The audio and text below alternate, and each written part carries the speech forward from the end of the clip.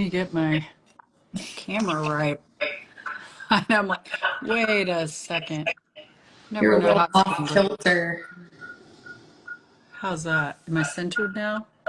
You are. Hi, Okay. guys. Oh, we have a Are lot we of people. live? Did We we go? are. We have a Oh, lot of people great. on. We have to Oh, be I thought we live were in going to order get for a the. chance to talk about it, but we don't need to talk about it because we We already don't need to know. talk So, about it. We know what we're going to talk about. hey, I'm really excited about this one because can I give you the backstory on why I want to talk about this? Yeah, just go for it. Yeah. Thanks for joining us, So, everyone. yeah, everybody. Hi, everybody. Hi. Wave. Uh, yeah. So there's a nurse practitioner in Louisiana that has been doing hormone therapy for years, very experienced. And you know how there's certain clinicians that don't understand what we do with testosterone in women, and they like to um, be righteous about it and report you to the boards and stuff. So I'm in the middle of reading all of her stuff because she's having to defend herself, even though there was no patient harm and her patients love her. And the patients that were even complained to the board about her are like not even complaining. They're so happy. It's just a primary care that they share care. Didn't like her testosterone levels. So I thought this will be a good one to talk about because there's so much misinformation and she's having to fight this so hard. So, you're the best one to talk about it with. And it's a common thing because how many times have you in your office had, a patient come in and say, "Oh, my doctor said you're running my testosterone levels too high and I'm going to turn into a man," and all this crazy stuff, and it's just because they don't understand it. So, let's break it down. Correct. So yeah, Dr. Terri and I wanted to jump on here for all you guys that are on here and just talk about testosterone in women because there are a lot of people who don't understand how to replace testosterone in women, but it is a vital hormone that's very important for your body, even as a woman, Yep. right? So we actually have more testosterone in our body than we have estrogen. So that may shock some of you, but as a woman, you have more testosterone than estrogen. And you do need it. And it's the first hormone to leave your body, right? So in our 30s, we start losing testosterone. Then we lose our progesterone as we get, later 30s, early 40s, and then we lose our estrogen, usually in our 50s, although some people lose it prior to that. But it's a very important hormone. And So so vital. it needs to be replaced and addressed. It's just not everyone understands how to do it. And to your point, no, we're not trying to make you a man. We're trying Yeah. to give you back the hormones you had when you were 20 and felt amazing, right? Yeah. Yeah, and I think there's just a lot of confusion about testosterone levels in general because, we're such a lab result, driven culture that's all about the number, but I really want to hear from you, and let's talk about why sometimes the labs, although important to look at as a baseline and track, why sometimes some women really do have to run their levels more what we call supraphysiologic or outside the reference range. And then I also want to talk about, I wrote a white paper about this specifically for a lot of clinicians in Alabama. The Alabama Pharmacy Board does not like testosterone in women, and just trying to explain to all these other clinicians, a lot of endocrinologists sitting on boards like you, that, are just so married to these absolute lab levels that have not been shown in any single solitary study to have any correlation with symptoms or symptom relief. So let's talk about that because I think that's one of the first things that confuses people, especially women that come into our clinics and, they're depressed, moody, anxious, irritable, they can't sleep, they can't focus, they have a low sex drive, they're on the brink of divorce because I tell women all the time, you can be cranky or no sex drive, but both of those together are like a deal breaker for a relationship, You're right? getting divorced if you're Yeah, you're cranky getting and you have divorced. no It's just not sex. good. And then, we get their testosterone levels up and they're feeling great. And their husbands are sending us cards and flowers and oh my gosh, it's a honeymoon period. But then, another practitioner gets a hold of those labs and they're like, oh my gosh, this is so high. It's crazy. Well, and the other thing with labs, I would point out is like doctors, most providers are really poor interpreters of labs.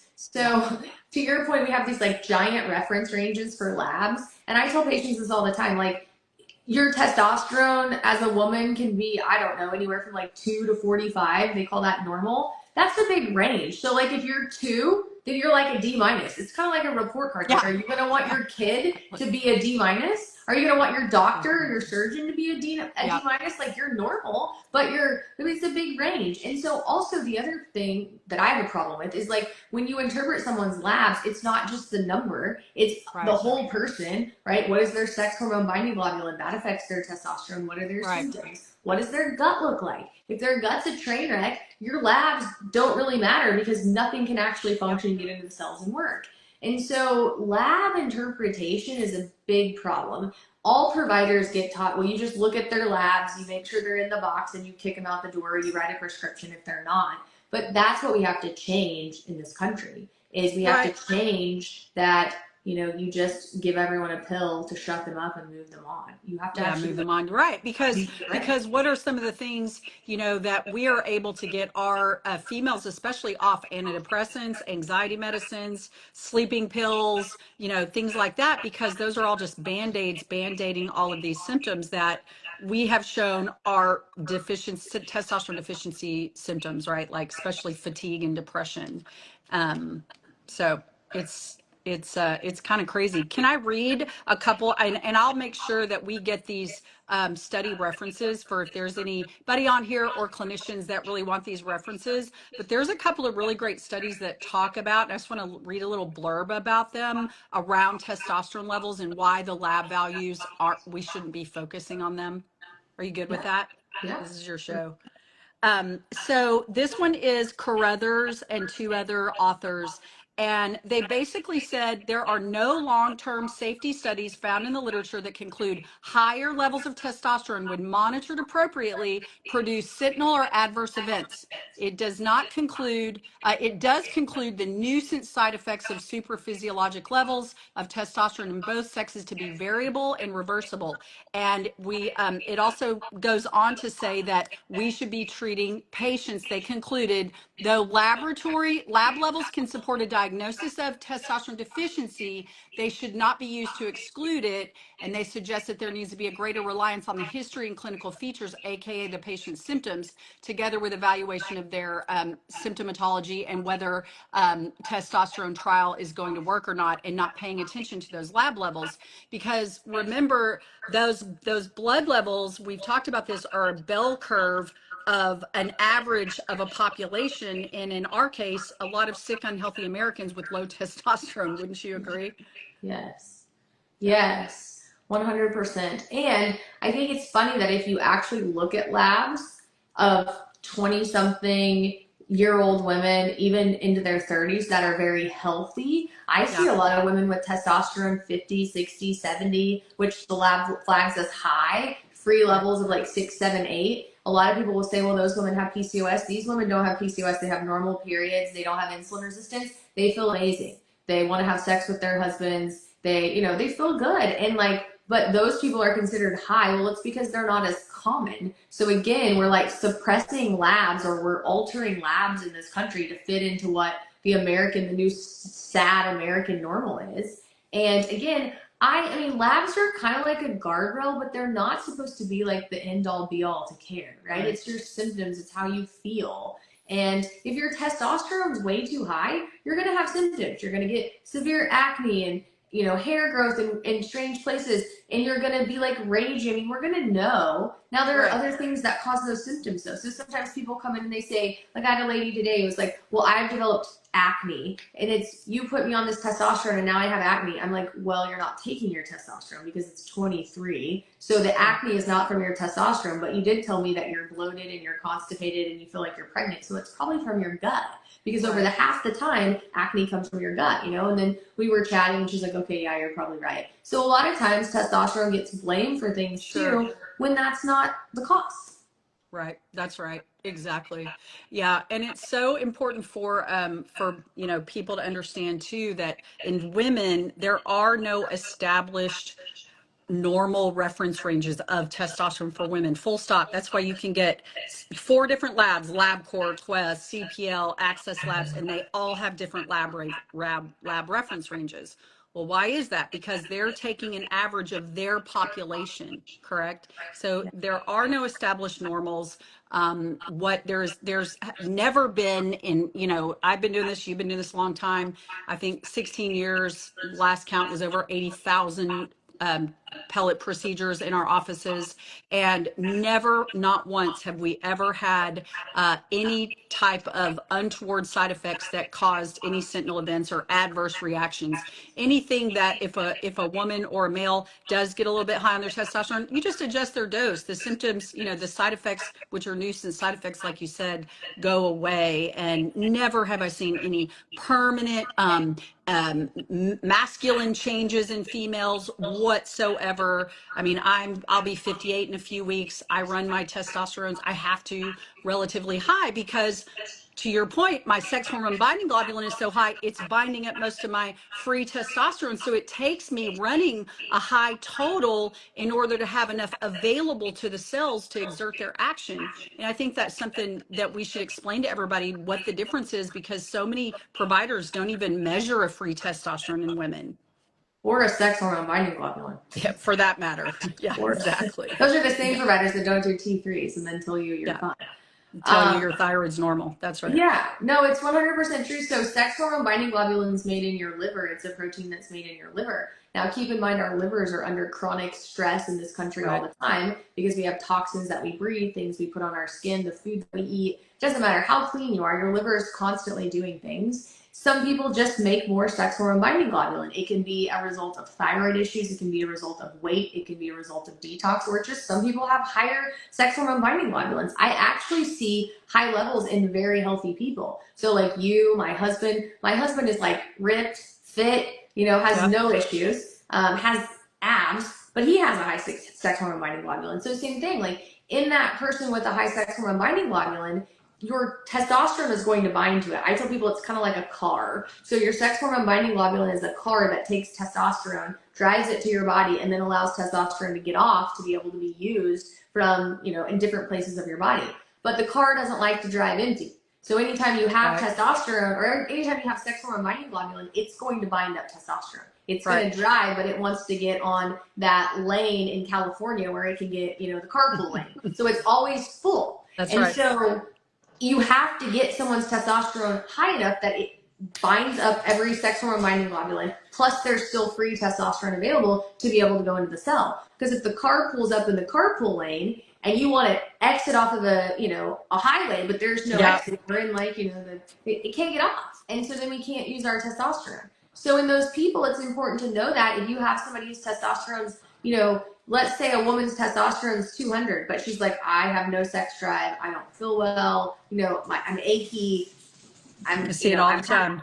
Yeah. So then you say, okay, well, what is your sex hormone binding globulin? Well, if it's high and their free is only like 5, then you have to give them more because even though that high number is there, it's falsely high because of the sex hormone binding globulin. I see it in men all the time.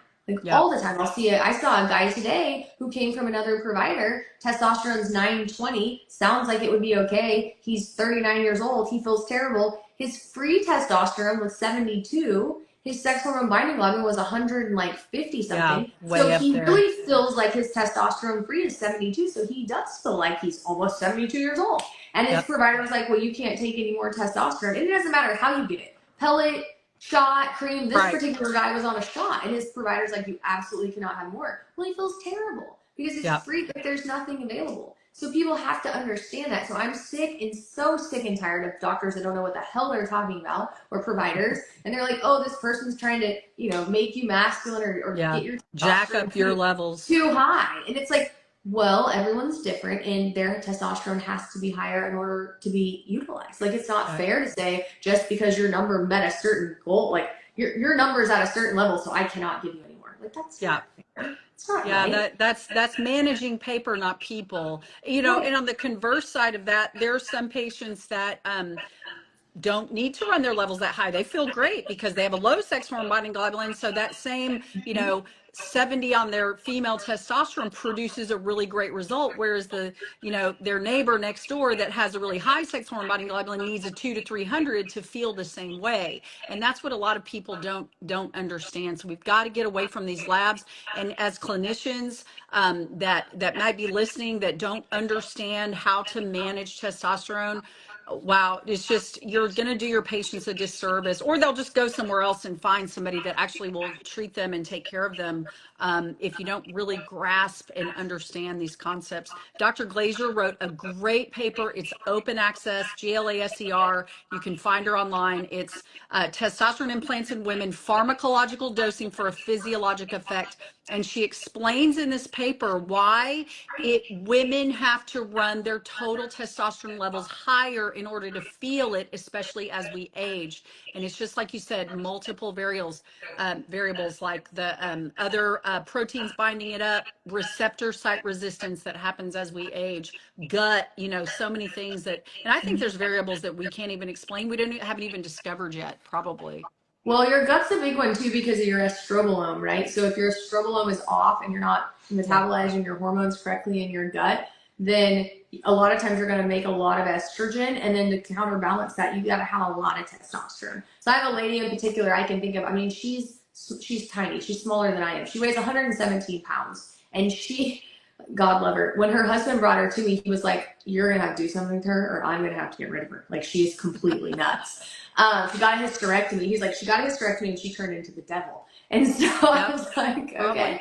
That's probably true. So she is super estrogen dominant because she had a terrible gut issue, and so she was actually recirculating her estrogen, making it really high. Had no progesterone. Of course, somebody gave her a hysterectomy, didn't give her any progesterone, and her testosterone was like non-existent. So she was just so out of balance. She was having a hard time, just put it like that. But when we gave her progesterone and then we finally gave her testosterone, I mean, I had to give her testosterone that I was like, dear God. And it took a while at first to get her, but finally we got her, and her levels, we have to run her total almost 250, but her free is only like 7 or 8.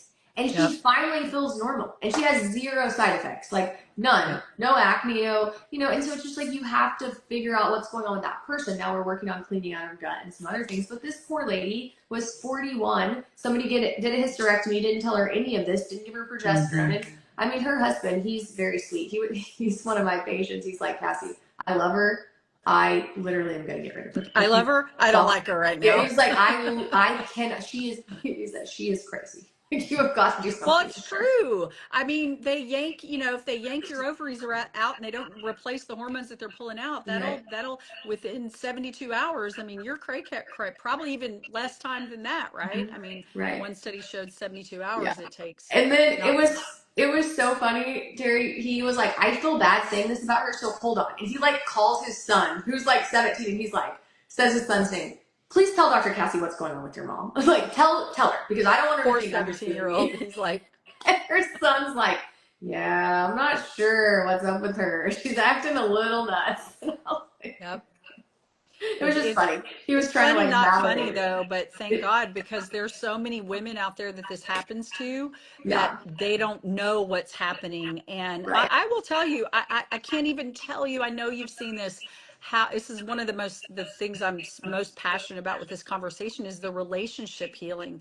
I mean, so many marriages, think about all the marriages that start going a little south in their 40s, and by the time they hit their 50s, a lot of that has to do with hormone insufficiency, specifically testosterone, progesterone, like you said. And then when we lose estrogen, game over. Everything changes. Our body composition's changing. Everything's changing. And God love these supportive husbands, but my heart goes out to them. So if there's any guys listening out here and this resonates, urge her to get your wife to a provider that understands they need estrogen and progesterone and testosterone and understands how to look at those levels. And I do understand that there are probably providers out there that have no idea what they're doing, and they may be just giving people, like, I had a patient tell me recently, they came to me because they went to a different office in Oklahoma City, and they walked in and the provider said, "Well, you're 55, so let's give you hormones," and they didn't check any labs. And they literally wrote this person prescriptions with no labs. thankfully they were smart enough to be like, now did they need the hormones? Yes, because they're 55, but we need to be monitoring labs Sure, to a certain absolutely. degree to know where to start. And 100%.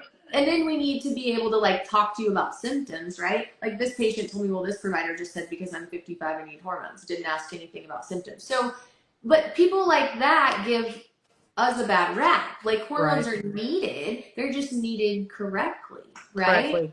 Correct. So you just have to find someone who understands that. And then to the providers and doctors out there that number one don't understand hormones and number two don't want to deal with them.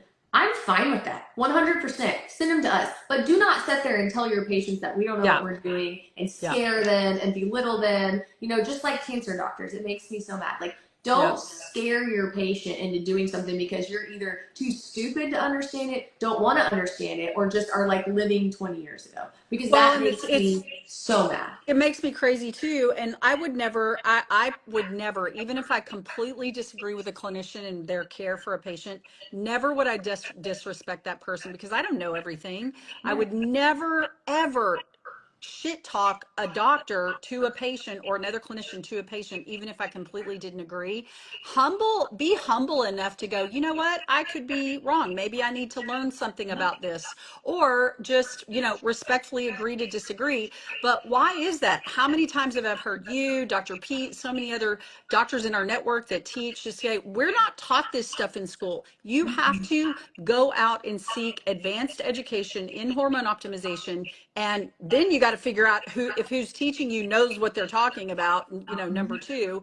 And then you have to practice it, and you have to implement it in your practice. You can't, this just doesn't come naturally. It's an art, right? And so again, just not throwing out the baby with the bathwater, and just being respectful. And there's a huge amount of confirmation bias with how we learn things the first way. I mean, I remember the first time I learned, T3 and thyroid, and don't look at TSHs and things we've talked about before.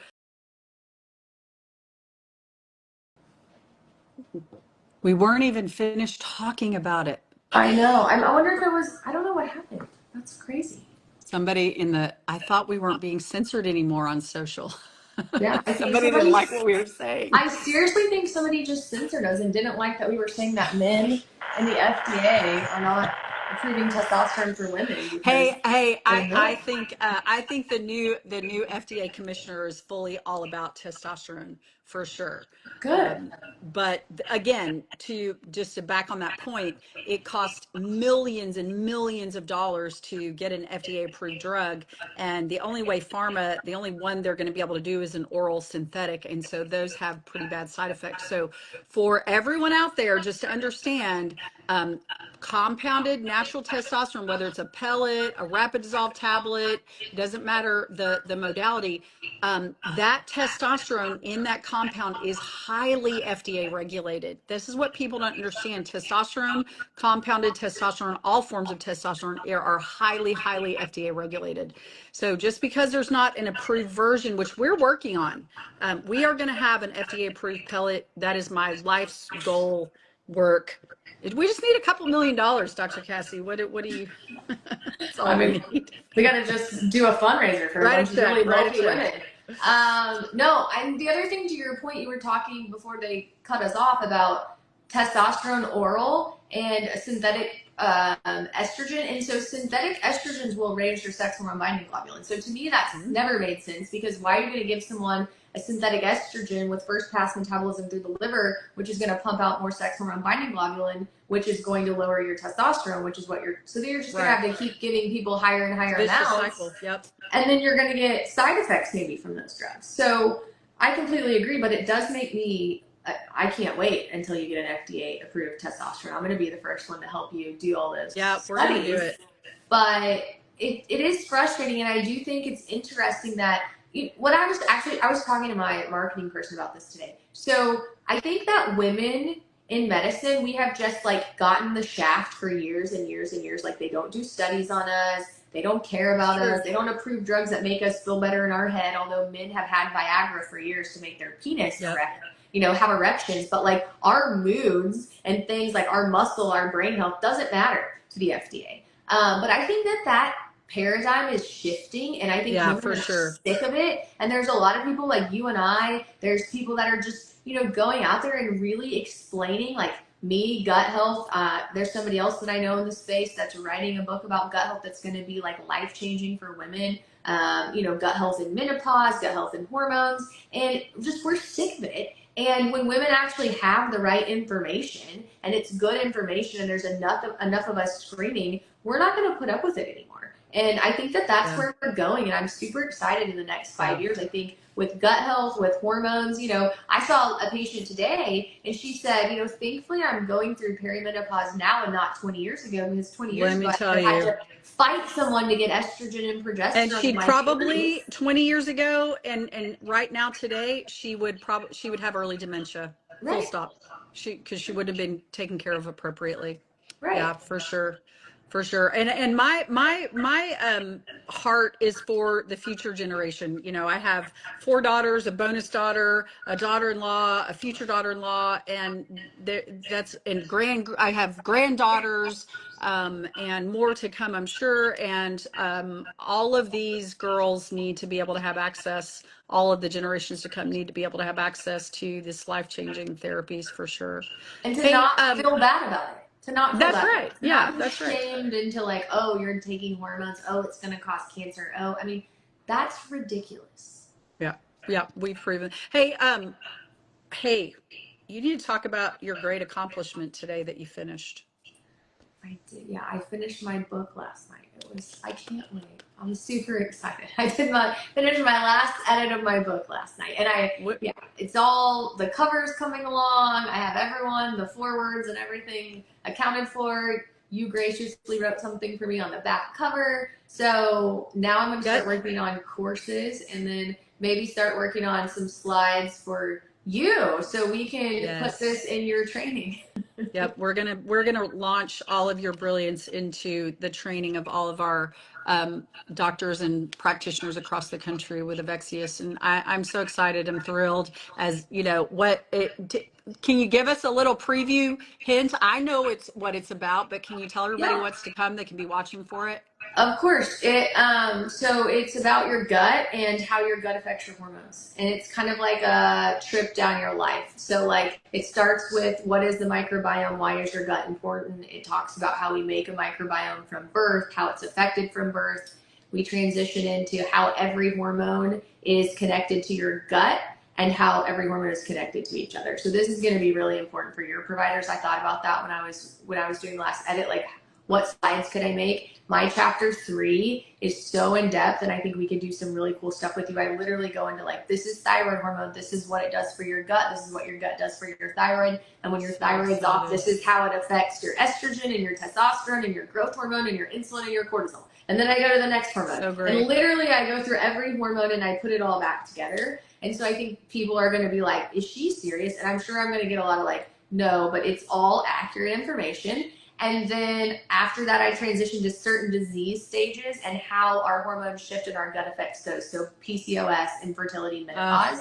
Love it. And then at the end, I talk about GI maps in general, or gut health, and just how to kind of interpret some of that information. And then at the very end, I like put it all together in like this 10-step approach of how you should really look at your health, which starts with, cell membrane health, gut health, nutrition, exercise. We talk about sleep, about light, about movement, about relationships, just like all these things. So I just kind of put it all together for you. That's great. I think For it's going to be. can you talk about what it's going to be called yet? Or are you I still, can. that's I good. can. I'm fine with it. It's called Gut Hormone Harmony.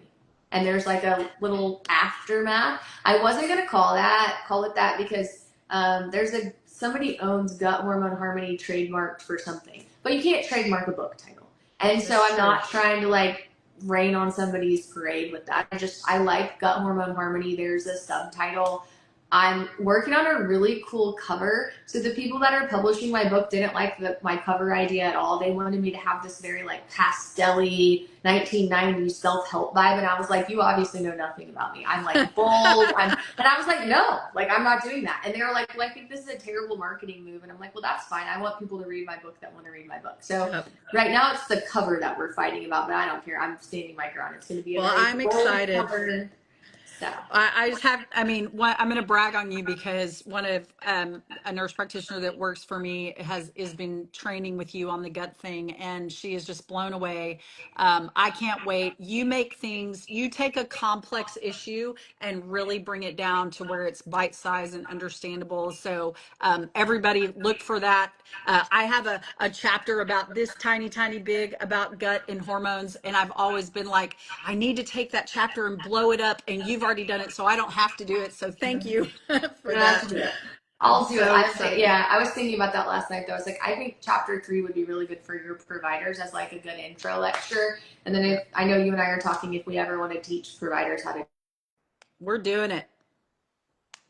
the thing is, it'll help so many people. That's what's really cool. Like That's the thing. That's the thing. so I say this all the time. When we get to the point in our training where I have like 5 slides on the gut in our hormone training for all these doctors, I know clinicians are going, why are we talking about the gut in a hormone course? Well, because it's everything. If you don't talk about the gut in a hormone course, you've missed half of it, actually, in my opinion. So it's so important. And I'm just can't wait to co-labor with you in that. It's going to be super exciting. No, it's exciting. Yeah, and if you guys haven't read Dr. Terry's book, you should, because I also love it. And It'll be a double primer, hormone havoc and gut hormone harmony. They go together. It's Sell them so in a bundle. good. It's so good. Yeah. When I read her book, I was like, all right, I'm going to make a book. So it was kind of like, wait, let's go. So I did it. And it's a lot of work. Fast. It's done. So I'm excited about that. And I just did my audiobook, and you got to do that next. Well, what else do we want to say about testosterone? I hope we answered all the questions about testosterone in women. Labs are important, but they're not the end all be all.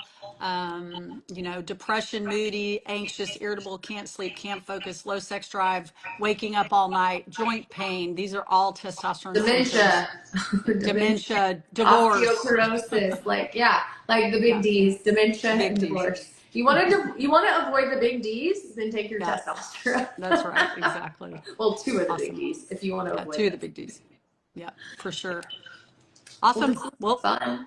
Thank you. All right. Well, if anybody that's listening wants to hear us talk about any other things in the future, message us, because we're not afraid to talk about anything, and there's a lot we can talk about. So we're excited.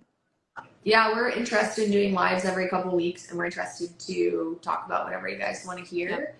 Unless they censor us off, we'll answer all of it. Yep. And we need to probably get if we get sophisticated in this and it takes off, somebody answering questions live too. That'd be fun. I don't know how to do that yet.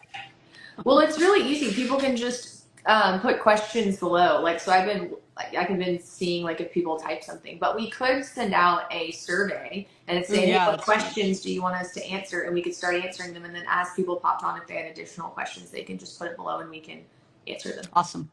We could also do one, I think, which would be cool, where it'd be like, hey, come and tell us your issues, whatever. And then we'll give you send us your synopsis of whatever. And we can give you our thoughts. Yeah, let's talk about what could be going on. Of course, not medical advice, but just unofficially, just generically, this is what we think is going on. Right. I think that would be cool too. All right, let's do it. All right. Signing off. Have a good night. Yes, have a good night. Bye. Bye.